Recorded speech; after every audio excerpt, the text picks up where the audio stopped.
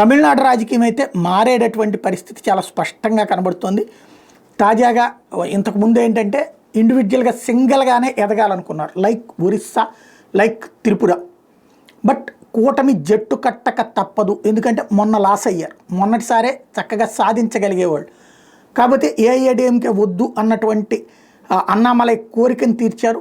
కానీ అది పార్లమెంట్ ఎన్నికల్లో సీట్లు డిఎంకేకి రావడానికి కారణమైంది. దాని ఇంపాక్టే వాస్తవంగా ఆ 99 సీట్లు కాంగ్రెస్కి రావడంలో, లేదా 240 దగ్గర భారతీయ జనతా పార్టీ ఆగిపోవడంలో కీలక పాత్ర అయ్యింది.